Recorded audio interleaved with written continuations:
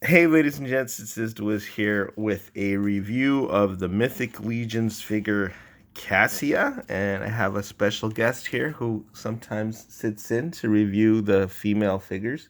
It's Kirkeen, and she's eating a persimmon. And I told her nobody wants to hear slopping noises, but she says, "Hey, it's like ASMR or whatever that stuff is." No, it's not ASMR. Nobody wants to hear it. But anyway, say hello. Hello. And then I'll read the bio. You can finish the persimmon. Cassia. A solitary and sullen veteran of many of Mythoss' bloodiest battles. The weathered warrior, known as Cassia, spends her days in the wilds of Bjorngar, searching for enemy forces. Once a rising star, well on her way to becoming a member of the Army of Leodysseus, Leodysseus's fabled red shield, Cassia began to question the direction her faction was taking when Attila took over as leader in his brother's stead. Her disillusionment ultimately led her to defect and travel to Bjorngar in hopes of aligning with the House of the Noble Bear, where she can join forces with others who have disavowed the faction system.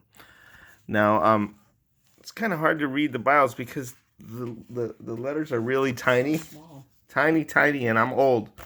But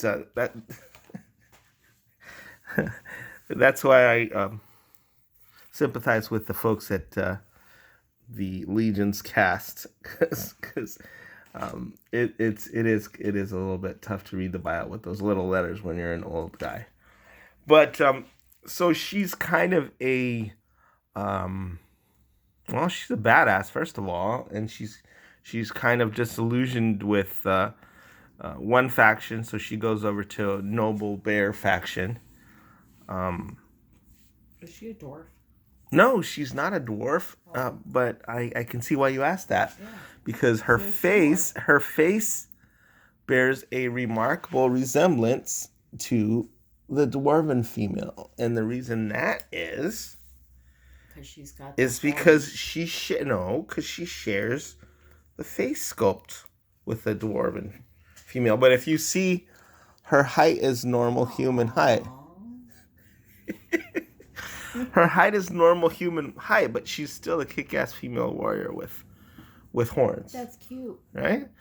But the dwarf face, okay, is the same face. It's just a different color. So the alternate face. I chose this, like you said, Mandalorian reminiscent helmet for the female dwarf, but the alternate head. She looks like Pink. Pink? You talking about the singer? Pink, the singer. Yeah, Pink does kind of have that sort of gymnast's body and build. And one of the things I like about the female warriors that the Four Horsemen make is they're not like super duper. I mean, they are very thin, but they're not spindly armed and legs, so they look like they have some good musculature to them. And I really like this female body. You could see that she's got musculature. She's got abs under there.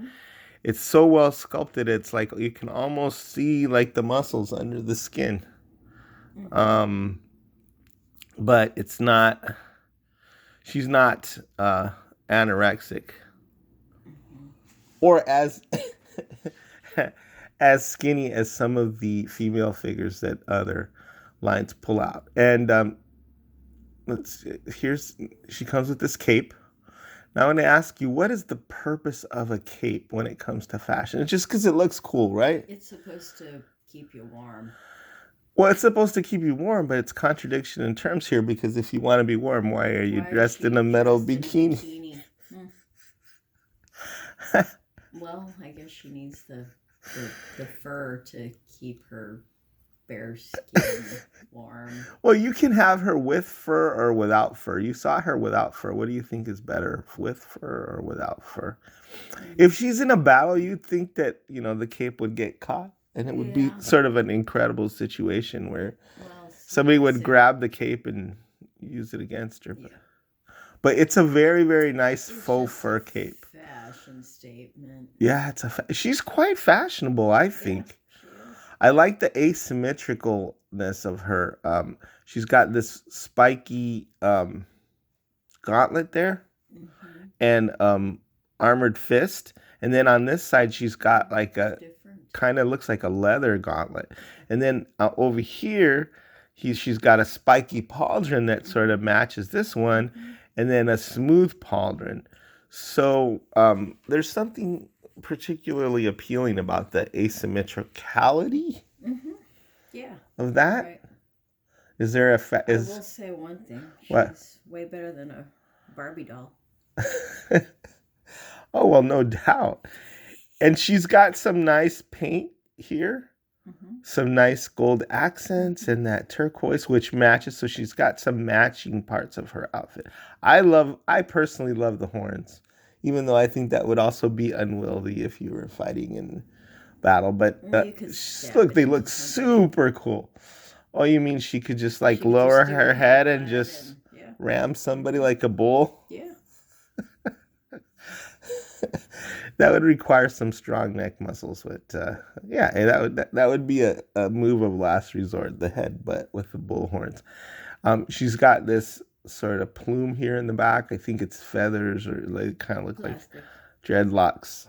Isn't it? I'm talking about what is, what it would be if this was a real figure and not a plastic female, right? But that looks super cool. You can take this off. But I like her whole outfit, her whole ensemble. And then... It's nice. Does she have another head? Yeah, she does. Oh, another Mandalorian type head. No, this one's different. I'll show you it in a second. But just say, just take in her beautiful badassness. And her weapons, the weapons that she's been given, sort of have that kind of edginess to them. Yeah, like her weapons are... This one, that one is in particular, because it's got the bone hilt and the bone handle, and then you can see all this pitting, and it looks like it's been used, and there's little gashes on it. That looks awesome. And then the battle axe is sort of barbaric. It's not a particularly civilized. It's not a particularly civilized weapon, right? And then, like I said, she also comes with this huge thumping blunt force trauma hammer time, right?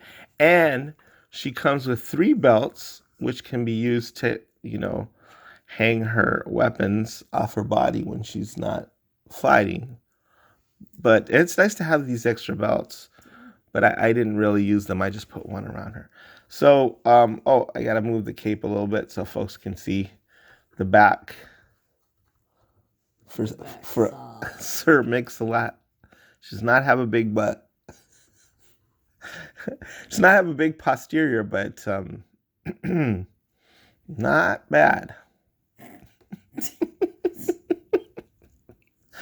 It's plastic. Okay. Let's remove. I really don't want to remove the head because I love the head so much. This one isn't it. No, I won't. Don't need to heat up the thing because this doesn't have a separate neck piece. Okay, like the dwarf. Ah, she's headless. So Put my head back on. This is the helm. It's called a bucket helm.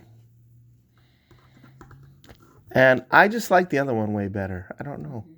For her, I think... No, I mean, this is cool too, but... I would use the bucket helm. That's pretty cool. On maybe some other female I like that figure. Bronze kind of color.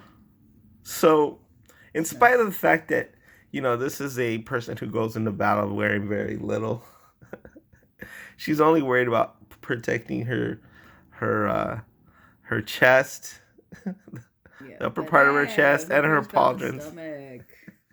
Nothing vital there. No vital organs. Yeah, She doesn't care about getting disemboweled. She got abs of steel. And no then, problem. and then she does have abs of steel. Do you see what I mean? Like how you can, I don't know it. Yeah, You can see the muscles under there. Mm-hmm. So super. Got abs of steel. Super strong, super sexy. But I like the helm, but I like this one way better because it that feminine face, right?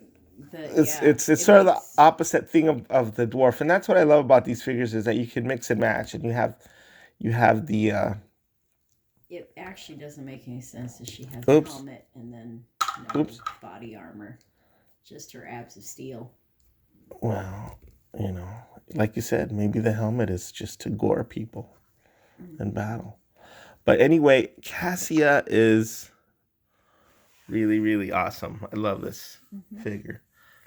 What do you think? Huh? A very cool figure. All right, so it's unanimous. Cassia is awesome. All right, I want to thank the Four Horsemen for this figure and for the whole Wasteland wave and... They knocked it out of the park. All right, Izdu is signing off. You want to say sign off?